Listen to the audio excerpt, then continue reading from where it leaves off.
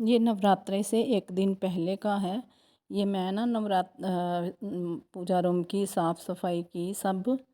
तो सारी साफ़ सफाई अच्छे से की, साफ़ करके तो फिर मैंने भगवान जी को फिर से आसन लगा के तो विराजमान कर दिया। तो सारी डेकोरेशन की, बहुत अच्छे से मंदिर को सजाया, तो लड़ियाँ वगैरह लगाई। तो देखो ये मैट वगैरह उठा के, तो मैट भी सारे जो आसन थे वो भी वॉश किए, कर्टन भी वॉश किया। और ये जो दिवाली पे जैसे सजाते हैं ना, वैसे ये मैंने सारा सामान रखा हुआ था दिवाली वाला, तो ये मैंने लगा दिया। देखो तो बहुत ही सुंदर पूजा रूम लग रहा था। देखो तो ये मैंने ना सारा सामान रखा हुआ था दिवाली का, तो जब भी नवरात्रे आते हैं आते हैं तो मैं फिर से मंदिर में लगा के तो मैं सजा लेती हूँ ऐसे। तो देखो ये सारा फिर से ऐसे लड़ियाँ लगाई, तो बंधन बार लगाए। तो ये देखो झूमर वगैरह, ये देखो। तो ये देखो कितना सुंदर लग रहा है मेरा मंदिर, मेरा पूजा रूम। देखो कितना सुंदर लग रहा है। तो सारा साफ़ करके तो पहले ड्राई कपड़े से साफ़ किया, फिर थोड़ा गीला करके तो फिर मैंने सारा अच्छे से साफ़ किया और फिर सारी डेकोरेशन की। तो ये मेन डोर के ऊपर भी मैंने ऐसे लगाए, ये शुभ चिन्ह लगाए। तो ये भी ज़रूर लगाने चाहिए माता रानी के स्वागत के लिए। तो ये एक दिन पहले की है ये सारी डेकोरेशन, ये पूरी वीडियो। तो एक दिन पहले का ये शूट है। देखो ऐसे शुभ लाभ लगाया, रिद्धि सिद्धि के ये चिन्ह लगाए, तो बहुत अच्छा लगा ऐसे। तो ये अगले दिन सुबह की ये है। तो ये सब कुछ मैंने स्वास्तिक बनाया मेन डोर के ऊपर। तो ये बंधन बार भी लगाए। तो यहाँ मैं पूजा करने वाली थी, तो ये गार्डन से फूल लिए। तो अब मैं जाऊँगी पूजा करने। तो ये मैं आ गई पूजा रूम में। तो ये भगवान जी के वस्त्र मैं लेके आई थी 2-3 दिन पहले। तो ये पार्वती मैया जी के वस्त्र हैं, ये उनकी चुन्नर है, देखो कितनी सुंदर है।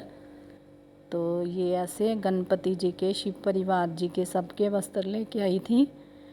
तो सभी भगवान जी के वस्त्र लिए थे। ये चुनरी है माँ की। तो ये लड्डू गोपाल के वस्त्र, ये उनकी कैप है, ये आसन है मैया जी का, क्योंकि दुर्गा मैया जी की चौकी अलग से लगानी है। तो ये गणपति जी के वस्त्र हैं। ये देखो ये सब भगवान जी के वस्त्र मैं लेके आई थी, बहुत ही सुंदर लग रहे थे वस्त्र।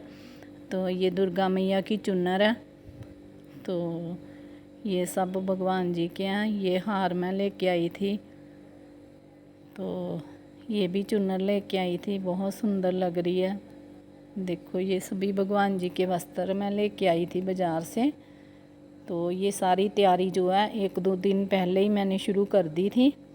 तो अब मैं करवाने वाली हूँ गंगा जल से सभी भगवान जी को स्नान करवाने वाली हूँ। तो ये अलग अलग मैंने वस्त्र उनके रख दिए हैं।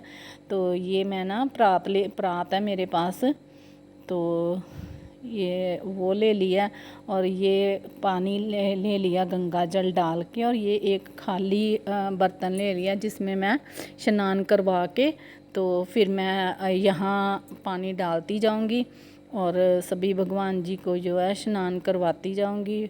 और ये देखो तो ऐसे मैं सबको स्नान मैंने गंगा जल से करवाया सभी भगवान जी को।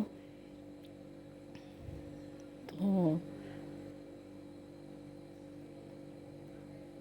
ऐसे मैंने वस्त्र भी पहना दिए सबको। तो दुर्गा मैया जी की ना मेरे पास फ़ोटो थी, तो फिर मैंने सोचा कि मैं चलो उनकी भी मैंने मूर्ति लेके आती हूँ। फिर उनकी भी मैं मूर्ति लेके आई बाज़ार से, पंडित जी से पूछा मैंने, तो वो कहते हाँ ले आओ। तो फिर मैं बाज़ार से उनकी भी एक छोटी सी मूर्ति लेके आई। तो ये शिव परिवार जी हैं, शिव परिवार जी को भी स्नान करवाया। तो देखो पहले हम चरण धोते हैं उनके गंगा जल से। तो फिर मैंने उनको ऊपर से मैंने गंगा जल डाल के, तो पानी में गंगा जल मिला हुआ था, तो फिर स्नान करवाया, तो वस्त्र डाले। और कोई विधि विधान तो मुझे आता नहीं, बस इतना मैं करती हूँ। तो वैसे भी किसी ने बोला था कि आप शिव परिवार जी को वस्त्र कैसे पहनाते हो, तो उनके लिए भी ये मैंने वीडियो उनकी रिक्वेस्ट पे मैंने बनाई है, ताकि वो उनको भी पता चल जाए। तो ये देखो, तो शिव परिवार जी को भी वस्त्र डाल दिए। तो ये इनका श्रृंगार भी कर दिया। तो ये मैं मैया जी को, माता रानी को स्नान करवाने वाली हूँ। ये पंचामृत है, इसमें दूध, दही, शहद, शक्कर, घी और गंगा जल डाल, तो इससे मैं इन माता रानी को स्नान करवाऊँगी। और एक एक गड़बी में गंगा जल डाल के तो शुद्ध जल ले लिया। तो ये पहले उनके चरण धोए हैं पंचामृत से। तो फिर इनको इनके ऊपर डाल के तो ये मैं स्नान करवा रही हूँ। तो ये शुद्ध जल डाल दिया, गंगा जल डाल के, तो इनको भी स्नान करवा दिया। तो यहाँ ये सारा श्रृंगार है माता रानी का, तो ये भी मैं डाल दूँगी वस्त्र इनको। तो देखो,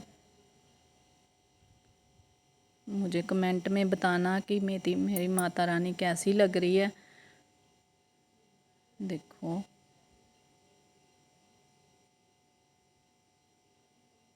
तो ऐसे करके सारे वस्त्र डाल दिए, सारा श्रृंगार। और ना छोटी छोटी चूड़ियाँ आई, बैंगल्स आई हुई थी, वो भी डाल ली। पायल थी माता जी की, तो वो भी इनको डाल ली। तो पूरा श्रृंगार ऐसे करके बिंदी वगैरह लगा के तो पूरा श्रृंगार किया। तो बहुत ही सुंदर लग रहे थे, बहुत सुंदर लग रहे थे। तो मुकुट वगैरह डाल के तो चुन्नर भी उड़ा दी। तो देखो कितने सुंदर लग रहे हैं, कितना रूप चढ़ा हुआ।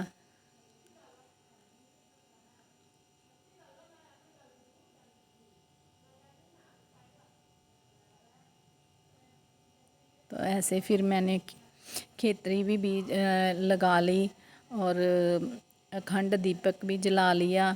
और पहले, उससे पहले ना ये ड्योढ़ी की पूजा करते हैं मेन डोर में। जो मैंने चरण लगाए हुए हैं ना, ये दिवाली में जो आते हैं, तो मैं लेके आती हूँ। तो वो मैं यहाँ ही मैंने चिपका दिए हुए हैं।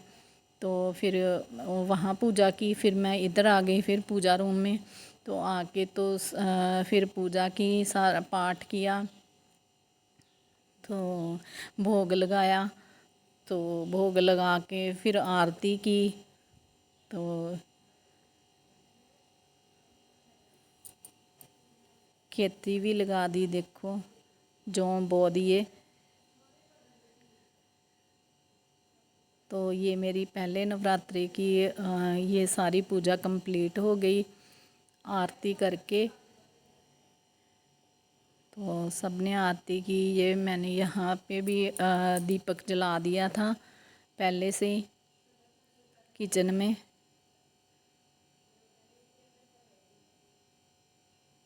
तो अब मैं बनाने वाली हूँ माता जी के भोग के लिए ये साबूदाने की खिचड़ी। और ये 2 घंटे के हिसाब से मैंने भिगो दिया अच्छे से धो के, क्योंकि इसमें ना स्टार्च होता है, तो वाइट वाइट होता है, तो वो निकालना बहुत ज़रूरी होता है। तो ये 3-4 पानी में धोना होता है। तो मैंने ना क्या किया कि पहले तो मैं इसमें धो रही थी, फिर मैंने छन्नी ले ली, इसमें मैं धो रही हूँ, क्योंकि इससे ज़्यादा बढ़िया धुलती है, तो पानी भी कम लगता है। तो ये देखो, ये सारा ये ऐसे वाला निकलता है, इसमें ये निकालना ज़रूरी होता है। इसको अच्छे से धोना ज़रूरी होता है, ताकि ये सब कुछ रिमूव हो जाए। तो फिर ये साबूदाने की खिचड़ी ना बनानी है, तो बहुत ही ये टेस्ट बनी थी, बहुत टेस्ट बनी थी। देखो ये एक आधा कप मैंने लिया था ये साबूदाने का, और उससे हाफ से थोड़ा सा ज़्यादा पानी में भिगो दिया। तो ये 2 आलू ले लिए, तो आलू को भी स्टीम कर लेंगे। तो क्योंकि आलू की और साबूदाने की खिचड़ी बनाएंगे उससे भोग लगेगा, क्योंकि अब 9 दिन तो घर में लहसुन और प्याज का कुछ भी नहीं बनेगा, तो ये भोग के लिए। और अगर किसी ने, मैंने व्रत नहीं रखे, पर जो लोग व्रत करते हैं उनके लिए ये मैं खिचड़ी मतलब उनको बना के दिखा रही हूँ। ये खिचड़ी बहुत ही टेस्ट बनती है और बहुत अच्छी बनती है। आप ज़रूर बनाना और खाना, सबको बहुत पसंद आएगी, मैं गारंटी देती हूँ। ये ज़रूर बना के खाना। वैसे भी ये अगर व्रत भी नहीं है ना, तो आप ऐसे भी बना के घर में खा सकती हो, क्योंकि ये बहुत ही हेल्दी है और इससे बहुत अच्छी है। ये लाइट वे होती है, ये इसमें कुछ भी ऐसा नहीं है जो फैट करे। तो देखो ये थोड़े से ना मैंने ये बादाम भी रोस्ट किए थे और मूंगफली भी रोस्ट करके, और हाफ़ जो मूंगफली थी उसको क्रश कर लिया था। मतलब पूरी तरह पीसा नहीं, पर दरदरा सा पीस लिया था। तो देखो ये जो हमने साबूदाना भिगोया था, तो ये देखो कितना अच्छे से ड्राई हो गया। तो पानी बिल्कुल इसने एब्ज़ॉर्ब कर लिया। तो देखो ये बहुत ही अच्छा हो गया।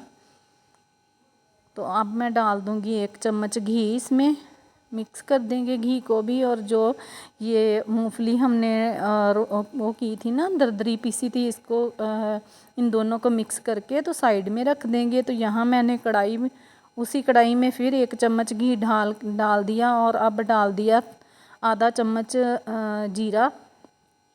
तो जीरे को भी थोड़ा सा रोस्ट कर लेंगे। तो अब हम डाल देंगे अपने जो 1 इंच अदरक मैंने ना छोटा छोटा काटा था, तो ये अदरक भी थोड़ा सा भून लेंगे। तो ये देखो ये भून के, तो अब मैं क्या करूँगी, जो आलू थे ना, जो उसको भी छील के तो मैंने उसको भी कट कर लिया। तो अब मैं वो डाल दूँगी। देखो तो आलू को भी थोड़ा सा भून लेंगे, मतलब भूनना थोड़ा कलर चेंज हो जाएगा थोड़ा से, तो तब तक हम इसको भून लेंगे।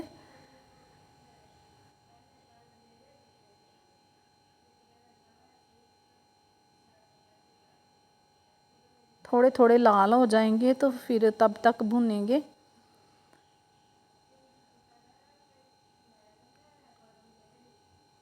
तो यहाँ ये भी आलू भी हमारे बड़े अच्छे से रोस्ट हो गए हैं, मतलब रोस्ट हो गए, हाँ। तो अब हम डाल देंगे जो साबूदाना, जिसमें मूंगफली और घी मिक्स किया था। तो इसको भी अच्छे से मिला लेंगे, मिक्स कर लेंगे। बहुत ही खिली खिली और बहुत बढ़िया खिचड़ी ये बनने वाली है। देखो क्योंकि इसमें हैवी हमने कुछ भी नहीं डाला, कोई इतना घी भी नहीं डाला। 2 चम्मच घी से हमारी पूरी खिचड़ी जो है बन जाएगी। तो ये स्वाद के अनुसार नमक डाल दिया मैंने। तो ये आधा चम्मच जो काली मिर्च का दरदरा किया हुआ, थोड़ी सी काली मिर्च, 8-10 काली मिर्च का दरदरा किया हुआ पाउडर फॉर्म में था। तो इतना पाउडर भी नहीं था, तो वो डाल दिया। तो अब मैं डाल रही हूँ 1 मिर्च, हरी मिर्च। तो ये मैंने बारीक बारीक काटी थी। आप अपने टेस्ट के अनुसार ज़्यादा या कम कर सकते हो, तो जैसा आप खाते हो वैसा कर सकते हो। तो यहाँ ये सब कुछ तैयार हो गया, मैंने गैस से कढ़ाई को उतार लिया, और अब हम कर लेंगे इसको, सर्व कर लेंगे। पहले भगवान जी को लगाएंगे भोग। तो ये मैंने डाल दिया थोड़ा सा कड़ी पत्ता। तो धनिया नहीं था घर में, तो मैंने वो डाल दिया, कड़ी पत्ता। और ये जो मैंने थोड़े से रखे थे ना बादाम और कट करके, और मूंगफली थी, ये ऊपर से डाल दी। तो देखो कितना सुंदर और कितनी बढ़िया खिली खिली खिचड़ी बनी है। तो ये ज़रूर ट्राई करना, जो व्रत करते हैं उनके लिए, वो तो खा ही सकते, उन्होंने तो खानी है, पर ऐसे भी आप घर पे बना के ये खा सकते हो, बहुत ही टेस्टी लगती है ये। तो मेरा ना जब मन करता है तो मैं घर में बना लेती हूँ, अगर तो हम सब खा लेते हैं, बहुत अच्छा लगता है सबको। तो देखो कितनी सुंदर लग रही है, तो टेस्ट भी बहुत बनी थी ये। तो पहले मैं लगाऊंगी माता रानी को भोग, तो फिर हम लोग खाएंगे। तो मम्मी भी आए हुए हैं, सासू माँ, तो उनको भी मैं देने वाली हूँ। तो वो भी पूछ रहे थे क्या बना रही है तू, तो मैंने कहा बन के तो फिर मैं बताती हूँ आपको मैं क्या बना रही हूँ। तो वो भी बड़े एक्साइटेड हो रहे थे कि खाने के लिए। तो यहाँ पे वो बाहर बैठे हुए थे, ये मैं भगवान जी माता रानी को भोग लगा के तो फिर मम्मी के लिए ले आई, सासू माँ के लिए। तो ये बाहर बैठे हुए थे, तो इनको मैंने दे दिया, और मैंने कहा कि टेस्ट करके मुझे बताओ कैसी लग रही है। तो वो बोल रहे थे, कहते बहुत टेस्ट बनी है, बहुत अच्छी है।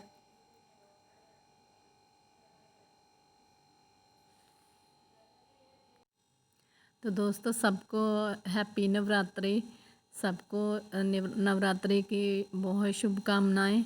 माता रानी हम सबकी सब मनोकामना पूरी करे, सब पे अपना आशीर्वाद बनाए रखे। तो यहाँ मैं अपने व्लॉग का एंड करती हूँ। मेरी वीडियो को लाइक करना, मेरे चैनल को सब्सक्राइब करना, वीडियो को शेयर करना, और बेल आइकन को भी हिट करना, और कमेंट करके जय माता दी ज़रूर लिखना। ओके दोस्तों, बाय बाय।